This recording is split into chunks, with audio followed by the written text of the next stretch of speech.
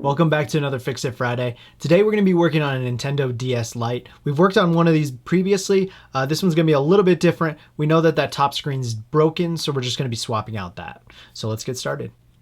All right, so here it is. This one I actually just picked up the ARC for 19 bucks. Wasn't a bad deal. Wasn't the best deal in the world, but when I got it back, I realized that the top screen was busted, so that's something we're going to have to get swapped out. Luckily, I have tons of spare parts for these guys, so it won't be an issue. It's just going to be that black bar right there. It looks like it just took a hit right there and then took out some pixels. Other than that, I tested everything else on the unit, so everything else is working perfectly fine, which is why I'm just going to swap out that screen and call it a day.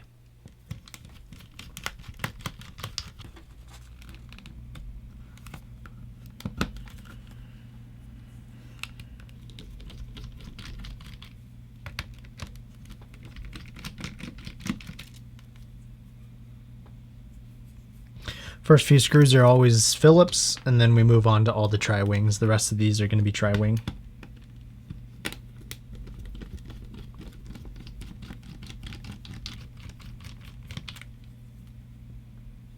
And the one I always forget up top here, so make sure you grab this guy. It just blends in so well.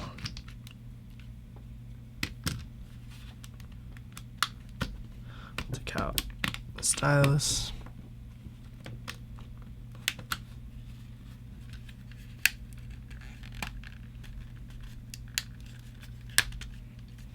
Get off pretty gently, and then you just pop this guy right off.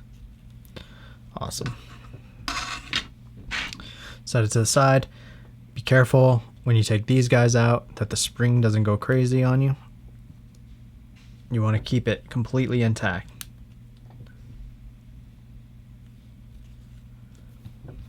Awesome. Then we can start disassembling. We'll take off the wireless card here. It's just stuck on, so just be careful. It's just adhesive. This actually just lifts out of this little connector here. All right, so we're going to be fishing these guys out one by one. Be very gentle because it's got to basically come right underneath this piece.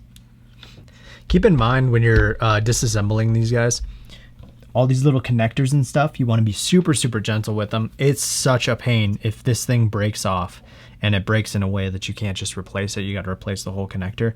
You went from doing a repair and within the hour to something that's going to take you quite a bit longer just because you're going to have to replace all those. So it's a lot easier if you're just patient with everything, real gentle, and then work your way through. So from here, you can actually start working the screen out. So the easiest way to do it is to pop the bottom back up on its hinge, and then we can push the screen from this side gently and just pull it off just like this.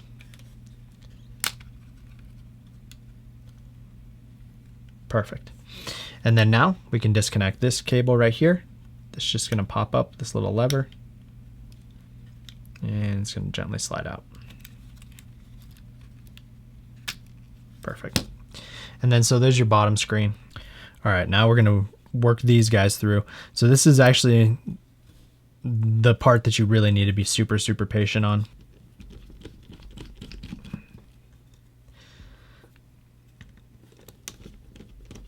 When you're working on these small ones, keep in mind that you're going to want to get a mat that you have. Here, I'll kind of show you mine.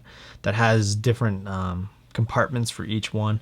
You really want to pay attention to which each screw goes to. You don't want to mix them up because there are different sizes, there's different types, and you want to make sure to keep it exactly the same when you put it all back together. And you don't want to end up with extra parts. There's a little slit right here that we can kind of put this guy through. The easiest thing that I like to do is just pull these two through first.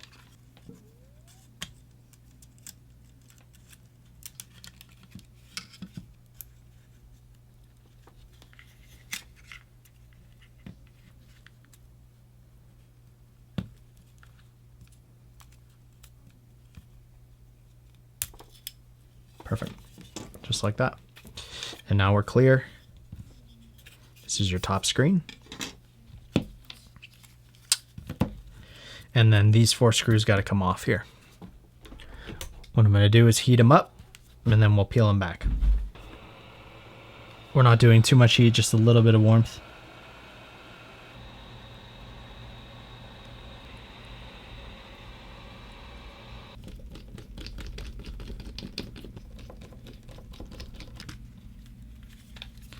This guy's just gonna slide. There we go. And it just lifts off just like that.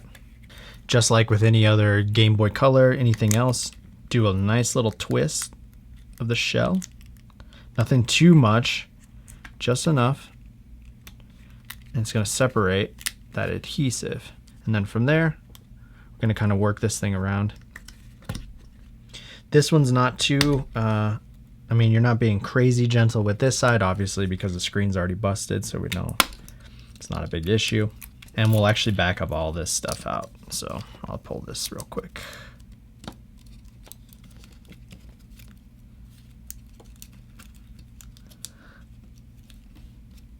I believe in our last video on a DS Lite, I actually just swapped out the whole top shell. That way it saved me from having to do all this. But the hinge was broken on it, so that's why that one, we can't do that this time. This time we're actually gonna have to take out the whole screen.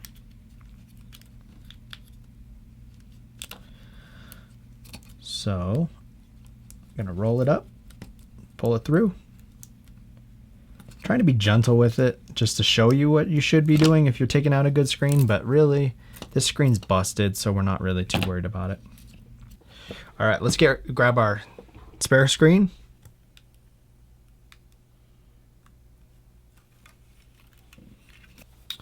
To make things easier on this one, the hinge is actually busted on this piece, so it's not really gonna matter. I'm just gonna clip it.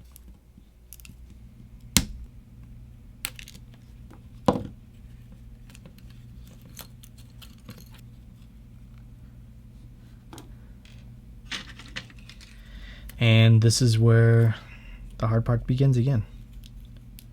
I'm gonna roll it up real nice and tight.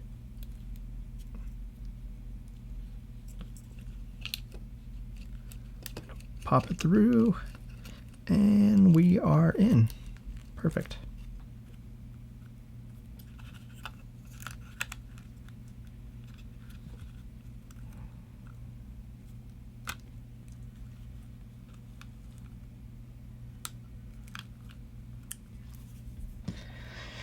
And let's go ahead and put on the lid again, and we'll start working our way backwards.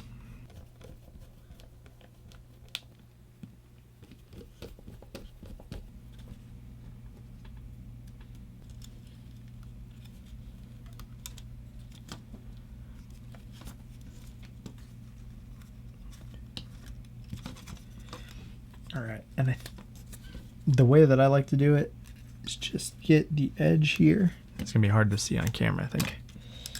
Get the edge here, and then work it into the crease that they have, and then kind of push a little bit.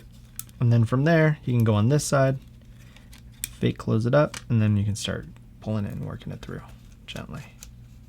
Perfect, just like that. And then that's how it's gonna sit. And then now we'll just attach this piece here. Clips back in there, flip it over, and then we'll put those screws back in. Remember, these ones are the longer ones. This one, you're gonna wanna make sure it's sat correctly. If it isn't, then it's gonna it's gonna just flicker the screen on and off. You'll know that you didn't seat it all the way, but it's good to just get it done the first time and call it a day. Looks good, sat all the way into there. Then we'll go ahead and just place the screen back in.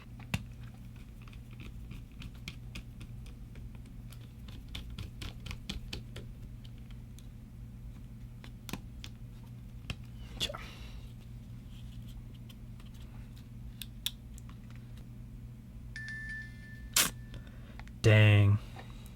So there is an issue with the screen itself. You can see it here. This is really a big bummer because in the previous video when I had a DS Lite that came in with a broken hinge, I actually just swapped out the whole thing, assuming because I didn't actually test the screen before that the top screen was working perfectly fine. It seemed to not have any issues, but now plugging it in, I realized that it does. This is a real bummer because essentially lost money because I swapped out a broken screen without charging them for a working screen, and I fixed the hinge on it, which is a real bummer because the screen is junk anyways. If I would have taken the time before I got into that DS Lite and tested the screen, I would have found out that this was both broken, and I would have charged them for another new screen as well. But it was my mistake for working so quickly. What I will do is, let me look and see if I have another screen, and then if I do, then I'll swap that out real quick. All right, so I went and I ended up swapping out the screen. It took me quite a bit longer to do. Now that we got it, let's just go ahead and power on. Perfect.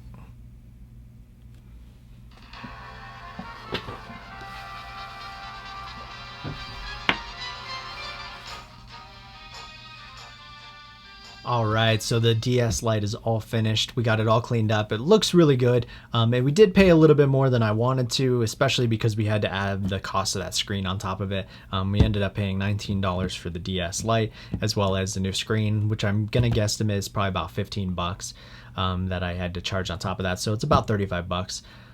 I'm not sure what DS Lites are going for these days. It's probably not worth selling off right now. Maybe if DS Lites actually increase in price, then maybe a little bit later down the road I'll end up selling it.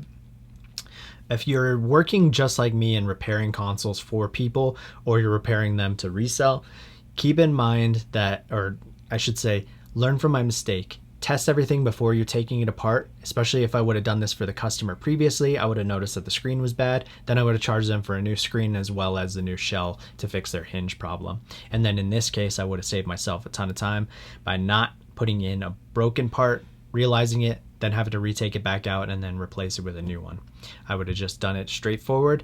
I would have been done within half an hour as opposed to the hour, and it would have just saved myself a lot of time and headache. With that said, thank you so much for joining me on another Fix It Friday. If you haven't checked out any of my other videos, give them a look over. If you don't mind subscribing and liking the video, that helps me out a ton. Yeah, and we will catch you guys in the next one. All right, later.